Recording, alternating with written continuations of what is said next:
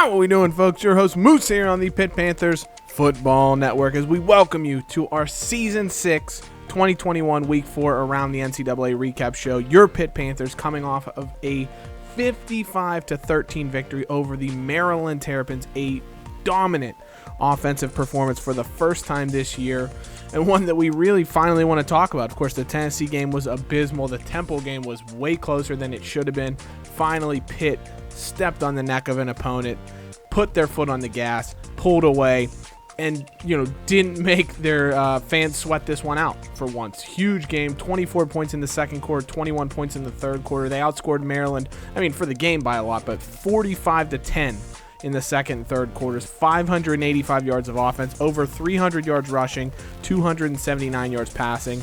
An incredible day. 5 forced turnovers from the Panthers. That's not something you've seen from their defense very much this year. Just an incredible game all around. Really, really impressive. They were good on third down. They were good in the red zone. They kept Maryland out of the end zone when Maryland got into the red zone.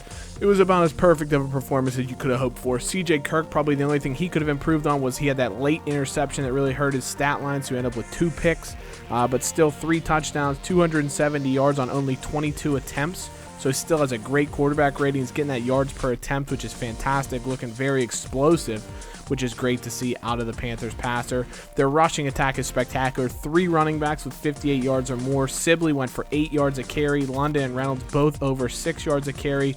Reynolds had a touchdown. Kirk added a touchdown run and 22 yards on the ground. Keys had some yardage. Paul Lease had a touchdown run, 28 yards. Benjamin Ogden had overtime. Look at all the guys that carried the football. It's like 10 different guys that ran the football for the Panthers today, which is absolutely ridiculous. I think the total is 11. 11 different players toted the rock for Pitt today. Great to see them spread things out, keep everybody fresh, and make them more explosive. Jay Keys got his usual stat line, 6 for 87 and a touchdown. Reynolds, of course, had a big touchdown as well. And Benjamin Ogden on the mid-screen ended up turning it into a 51-yard score. So he's underwhelmed again. He's another guy that he's 91 overall. He's the best rated receiver on the team, probably the most physically gifted receiver on the team. But he just doesn't seem to put it together week in and week out. He did score the touchdown, showed off some of the speed he had, but not his finest hour.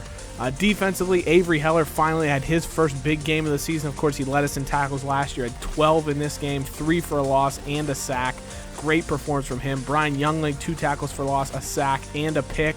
Adarion Mitchell, 2 tackles for loss, a sack, and a pass defended. He was fantastic. I thought, even though he only had, 3 tackles on the day, I thought he was very impressive, very noticeable on the field. I think he probably should have had a couple more tackles that, for whatever reason, got ruled for other people, but great game for him nonetheless. Matt Emery came in and played for Jacob Lachlan, who shouldn't have. He was knocked out of the game in the second quarter. He had 5 tackles in the first quarter, then he got knocked out of the game.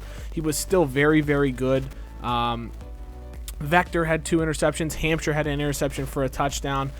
The whole team played well. Johnny Midday made both of his field goals, including a 46-yarder that the CPU kicked, which was great to see because that's, like I said, for the majority of the field goals, unless they're super important ones, that's how we'll do it, is generic field goals. Pretty much we'll just let the CPU kick it and see how that goes as far as the game's concerned. John Brown, really the only guy to beat us, 6 for 96. He showed off his speed. He had a kick return for a touchdown as well, which is probably the one thing we'll want to rectify moving forward, is the fact that our kick return team got decimated. Brutal blocking on the left-hand side when Brown was able to go up for the touchdown. But either way, great victory for the Panthers. NC State gets their first win of the season as they beat Nebraska as we take a look around the ACC. North Carolina escaped an upset alert against Tulsa, 44-38. They win with a walk-off touchdown in overtime. Duke, 42-35, upset over Florida State. What a game here for the Blue Devils. 0-2 coming in. They had gotten blown out by Army and Northwestern, I think, in their first 2 games, if I remember correctly. Northwestern and somebody. Army blows them out every year, it seems like, in non-conference, but huge win for them over Florida State. Miami gets their first win on the board with a big blowout victory over Wake Forest. Syracuse knocks off Illinois. Boston College 35-28 over Buffalo. And Southern Miss, we talked about how they played Penn State tough last week. Well, they end up beating Louisville in overtime, a walk-off touchdown for the Eagles, but it did help them out that Louisville was playing with their backup quarterback. Jesse Bailey, Louisville's starter, went out with an injury. He'll be out for at least a few more weeks with that injury, and so that certainly hurt the Cardinal as they get upset by Southern Miss. What a game here, Washington, USC, and take a look at the scoring in this game. Absolutely ridiculous. They traded touchdowns for the entire game. It goes TD USC, TD Washington for 6 straight touchdowns over the span of 4 quarters before they finally went to overtime. Washington makes a field goal. USC fails to score. And just like that, the Huskies improve to 3-1. USC falls to 1-2. But what a game this was. An absolute showdown. Coleman for USC putting on a show, but Pearson coming up with a couple of big touchdowns. 4 touchdowns for the Washington halfback Williams, 247 yards, 3 touchdowns on the ground, and he has a receiving touchdown as well. What a performance from him. Long for Washington, 109 yards, 2 touchdowns. Coleman throws for 360 and 4 touchdowns for USC. An offensive showdown for the ages. Jared DeLuca, 8 catches, 169 yards, and a TD for USC. He's a transfer from Rutgers. Ends up having an incredible game for them. UCLA falls, loses their first game of the season. Stanford comes away with the victory. They go to 3-0. And again, another game where these two teams traded touchdowns the entire day. UCLA just couldn't get that final equalizer. Stanford went up 42-35, and UCLA couldn't find the answer. Stanford, UCLA, and it ends with a Stanford touchdown and a victory for the Cardinal. Thurman comes in, has a huge game. We talked about Blake Hunter, their backup quarterback who had played well. Thurman comes in back from injury and has a great game. LSU takes advantage of the fact that Georgia loses their second quarterback in as many weeks. Mark Bush goes out with an injury. Georgia resorts to their third-string quarterback, and so LSU blows them out of the water. Michigan beats Wisconsin. Ole Miss continues to rack up the points. Dustin Young with another just gigantic performance. He throws 6 touchdown passes, 5 of them to one receiver, Pravon Dean, with 5 touchdowns. Look at Young, 405 yards, 6 touchdowns. Pravon Dean has an incredible stat line that we'll show you here in a second. 9 catches, 174 yards, 5 touchdowns. His partner, Bowie, 10 catches, 179 yards, doesn't get a touchdown, but actually has probably the more prolific stat day otherwise. Incredible performance there. Houston stays unbeaten. Oklahoma knocks off previously unbeaten Army with a 31-0 drubbing. Notre Dame beats Purdue. Texas holds off Oklahoma State. Bama 33-16 over South Carolina. Good performance there for the Crimson Tide. Tennessee knocks off number 1 Florida, who continues to struggle this year. We talked about how their offense was just not good all year. It wasn't good today, and that was because Florida, in similar fashion to Georgia, has to use 3 quarterbacks in this game. Clint Franklin had a very good performance. Then he goes out with an injury. Singletary, their backup, comes in. He leaves with a severe injury, and so they're down to Howard, their third-string quarterback, who plays okay, but it's not enough for Florida to come back and knock off Tennessee, who pulls off a gigantic upset that sees them become a national title contender after a couple of big wins. They've beaten Florida, they've beaten, I think, Texas A&M, and they've beaten Pitt. They got 3 ranked wins to start the season, so a very, very impressive work there from the Volunteers. Oregon improves to 3-0 as they knock off Texas A&M, their 3rd loss to a ranked team, I believe, for Texas A&M. So they're 1-3, but they're going to stay in the rankings this week because they just keep losing to ranked teams. It's absolutely ridiculous. Williams for Oregon with 3 touchdowns and a great performance. Penn State beats Ball State. Cincinnati wins. Cal wins. A very wild topsy-turvy day around the top 25. Following that week, Dustin Young, of course, another Player of the Week honor for him. 6 touchdowns, 432 yards of offense. Leonard Webster, the senior for UCF, 3 sacks, 7 tackles for a loss in a victory over San Diego State for the Knight senior outside linebacker. Great performance from him. And in the ACC, Damian Vector, we get our first Player of the Week honor of the season. 2 picks for the Panthers in the victory over Maryland. Travis Bolden, the Maryland junior quarterback, very mobile player, very explosive arm, 348 passing, 4 touchdowns, and he ran for 66 as well. So he's a guy, if he stays healthy, he's going to cause us trouble late at the end of the season. Dustin Young, number 1 in the Heisman race still, and it's basically his to lose. 16 touchdowns, no interceptions so far this season, throwing for over 318 yards a game, running for 50 yards a game. He's got 21 touchdowns, no turnovers. Just a ridiculous performance. Brian Hand, 2nd for Bama. Pravon Dean with his huge game, 5 touchdown performance, is now 3rd. Isaiah Russell is 4th after I don't even think he played in Washington's victory over Oregon, because I think he's injured, or he's injured for a week anyways. I'm not sure. Didn't have any stats there. And Javari Williams, the Oregon halfback, 3 touchdowns, comes into the Heisman race as well. With the loss of previously number 1 Florida, Clemson takes over the number 1 spot in the polls. Ole Miss jumps up to number 4. Oklahoma to 5. Florida falls back to 6. Tennessee, interestingly, with all their ranked wins, they're just number 8. I would have thought they'd have been ahead of Florida. I could have even seen Tennessee in the top 5, but it is what it is. Remember, these rankings are early. They don't really matter because we'll have the college football playoff anyway, so we could pick teams ranked 100 and 102 and 103 if we wanted to, depending on what their resumes are. Pitt up to number 10 after our big victory over Maryland. UCLA falls back to 11 with their loss. LSU, their big victory over Georgia, goes up to number 13, so they get a big boost. Stanford up to 15 with their win over UCLA. Louisville, with their loss to Southern Miss, falls back to number 17.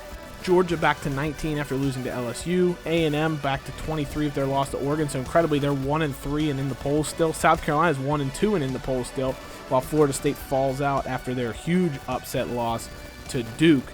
That's going to drop them out from number 13. West Virginia into the polls after they squeaked by Ohio. Injuries around the country, some big ones to note. Brian Barbour, the senior quarterback for Ohio State, 98 overall, has not had a great start to the year. He's out with an injury for 7 weeks, which means DK Harris, their backup quarterback, who's a decent player. I like him a lot. He's going to get some significant playing time and try and win the job away from Barbour in his senior season with injury. Jesse Bailey, like we mentioned, for Louisville's out with an ankle sprain, and you see the 2 Georgia quarterbacks that are injured, so at least for 2 more weeks, they're going to be playing with their 3rd-string quarterback. We'll see how they're able to do with that kind of adversity going for the Bulldogs.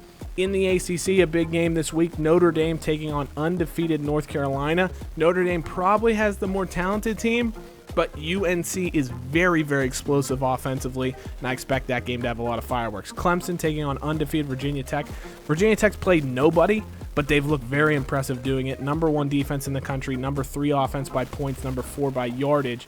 Going up against a Clemson defense that's been very good. Their offense has been a bit shaky and inconsistent, but we know how good Clemson is as a team. That's going to be an incredible showdown. NC State, Miami. You got Michigan taking on Virginia. There's a matchup of a couple of blue blood academic schools. Michigan looking very good, though, on the football field this year as well, while Virginia struggles. Boston College 3-0. Cinderella story maybe. If they can get a win over Eastern Michigan, they go to 4-0, potentially be ranked for the first time in quite some time in this dynasty. Florida State looks to get back on track as they take on Wake. Top 25. I always laugh at these games. Some interesting non-conference games thrown in here. Illinois at South Carolina on a Wednesday. That's some primetime television right there. Oregon UCLA is going to be an incredible Thursday night football game. All eyes are going to be on that one for certain. The Ducks taking on the Bruins in a matchup of 2 Pac-12 favorite teams. UCLA, of course, the reigning Pac-12 champions. If they lose this game, they're probably out of the title race already, as they have 1 loss in the Pac-12 currently with their loss to Stanford last week. That should be a great matchup. Oklahoma hosts Texas Tech in a Thursday night battle as well, so some marquee matchups going on. UCF taking on Houston in a former American Conference battle between the Knights and the undefeated Cougars. We already mentioned a couple of big ACC games. You got Mississippi State taking on LSU. LSU with a big win last week over Georgia, bumping up their ranking. Mississippi State is unbeaten right now, and they could make things interesting. Very, very impressive rush offense. Very, very impressive pass defense, going up a stingy LSU defense that is in a very, very good LSU pass offense. So that showdown there between LSU's pass offense and Mississippi State's pass defense is going to be the real story of that matchup.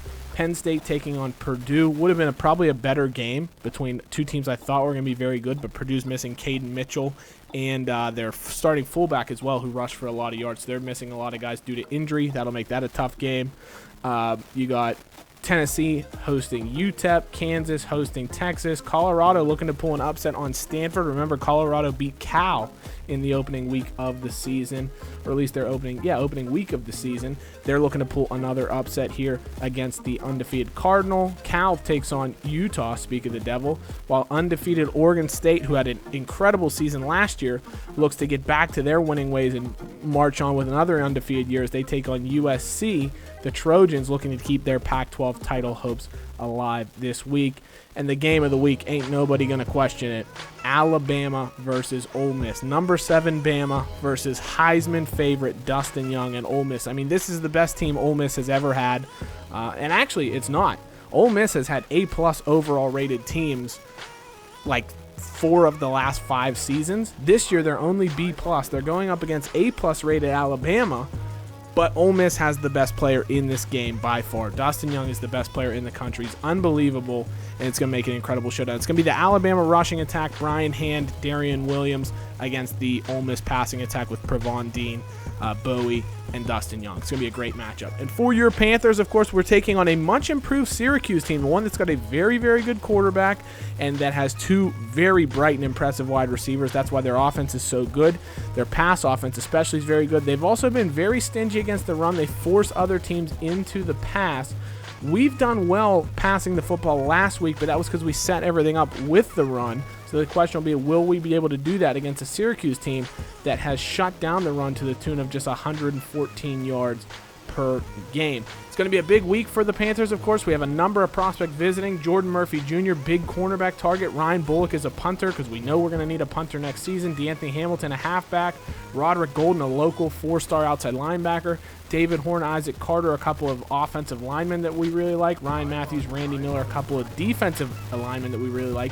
And Eddie Jones, a JUCO sophomore middle linebacker that we are big interest in. It's hopefully we can get a lot of those guys because we missed out on what would have been a great target. 3-star free safety Chris Walker from Ohio. We had scouted him. He looked good, but we just didn't put any points on him. Cincinnati signs him. 77 overall 3-star player. That would have been an incredible get. We miss out on him, so we'll hope to splash in some other locations with the visits that we have this week, so we'll see how things go. CJ Kirk, 5 touchdowns, 7 interceptions. He needs to get that sorted out, but you can see we've been spreading the ball around very well in the rushing attack. We will be missing Brian Youngling this week. Broken ribs, unfortunately, that he suffered on that interception return that he had very late in the game against Maryland.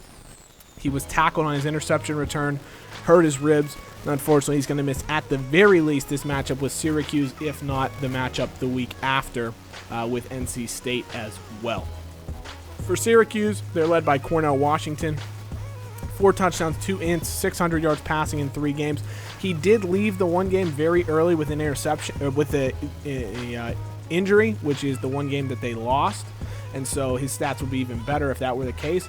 They will be missing Quentin Bowling, though, their starting halfback. He's out with a sprained elbow he picked up in their victory against Illinois last week.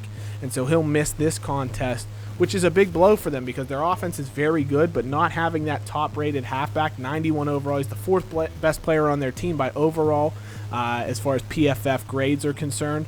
And so that's a big loss for them. They have a good team, though. If you look through their roster, I mean, you scroll down, we're halfway through their roster. We're basically at the 80s, 79 mark. So they definitely have good depth of talent. And this is probably the best Syracuse team that we've seen over the course of the entire dynasty, I'd have to think. Cornell Washington at quarterback, the redshirt sophomore, he's electric. Their backup, even Nathan Wright, is a good player as well. 86 speed, 82 overall, but Washington, 77 speed, 94 overall as a sophomore, redshirt sophomore. He's got the arm, and he's got a cannon. If we take a look at his stats, he has, I think, 97 throw power. His accuracy's not great, so hopefully we can force him into some mistakes, but he's got an absolute rocket launcher attached to his right arm, and we really need to try and shut him down and stop this Syracuse aerial attack because they have a lot of good receivers as well. You can see Wright, when he did play in that loss, struggled a bit. So Washington is their guy, and they're going to need him to have a big game because they'll be missing Quentin Bowling. The senior ran for 1,200 yards last season, off to an okay start this year, picked up an injury against Illinois, and he'll be out, of course. That means they're going to lean on Darion Stewart, a guy who 5 yards a carry type of player. He's not a bad halfback at all. He's a little undersized, but he can get the job done. Michael Ellis is the guy behind him. Solid player as well. Doesn't have a ton of speed. None of their halfbacks really do, so hopefully that's where we can kind of dominate them. At receiver, though, and this is what I talked about, their receivers are really good, but they're possession receivers. They're not deep threats, which is disappointing for them because Washington has an unbelievable arm, and he doesn't have a bunch of speedsters to just chuck it up to, which is good for our defense. We can try and take away the deep part of the field, force them underneath, limit them to short throw, and actually we can leave the deep part of the field open, I should say, and attack their receivers, because we know Washington's going to have to try to go deep or to try to go short because he doesn't have the speedy receivers to outrun our defensive backs. Josh Meek's good player, though. Trey Fenton is a beast. I really like Trey Fenton a lot. Marquez Moore is also very good. Tarek Dudley, solid player. Malik Thornton is a solid player as well. They got a really good team. I like their receivers a lot. I think, obviously they'll lose Fenton and Moore because they're seniors, but and actually their top 4 receivers are seniors. I just realized that. So this is the year for Syracuse. If they're going to make a mark in the ACC, it has to be with the talent they have now. Of course, Washington will be around next year, but his top 4 receiving targets are all going to be gone.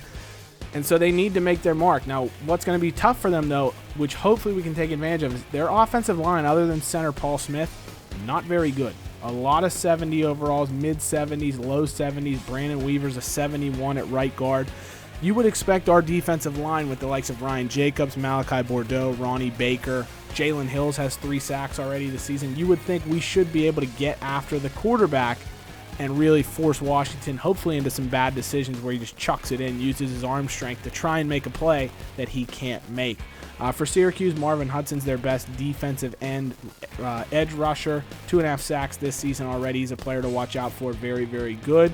And they have Lee Hall in the middle, who's a solid player that's going to try and help bust up our rushing attack anytime we try to go between the tackles. But like I mentioned, Syracuse is one of those teams that they have a lot of good players, not a ton of superstars, especially not on the defensive side of the ball anyways, but they're just decent. You know what I mean? They're a decent team. They're one that should put up a fight. Honestly, they kind of remind me of Maryland in that aspect, but they've just looked like more of a cohesive unit than Maryland has. So I expect them to give us a tough game, especially it's a conference game. It's a rivalry game in theory. Syracuse, a team we haven't played at all in this dynasty because of the way the roster has shaken out. But I really am excited to play Syracuse. Ronte Bell at corner, Matt Soria, Cameron Haynes. They got a nice lineup there. Look at the speed. They're going to be able to keep up with our good receivers. And so it's going to make things tough for us passing the ball, trying to create some space, and getting our playmakers out with the football in their hands to be able to make plays. It's going to make this game a lot of fun. Like I said, Syracuse is a team that we have a little bit of a rivalry with. Pitt does. We're along with Boston College, we're really the northernmost schools. We're the 2 closest proximity schools in the ACC to each other in the north. And it's been a game that dates back to the Big East with basketball, with football. So it's going to be a lot of fun. I'm really excited for this matchup. I'm glad we finally get to play them this year and next year. And I'm excited to see how things go. It should be a great home game for us. Excited to finally put the blue jerseys on for the first time this season. I had us in the whites the last 3 games. So it should be fun to get the home jerseys on. It's going to be a great matchup. So let me know in the comments 2 big games that I'm worried about this week. The Pitt game, of course. Who's going to win between us and Syracuse? What's the score going to be? And that Alabama-Ole Miss showdown. Oh, boy, that might be the best game in the entire dynasty this season with how that one shakes out. Who's going to win that one? What's the final score going to be? Let me know in the comments. As always, hail to Pitt. We'll see you soon. Take care. Bye-bye.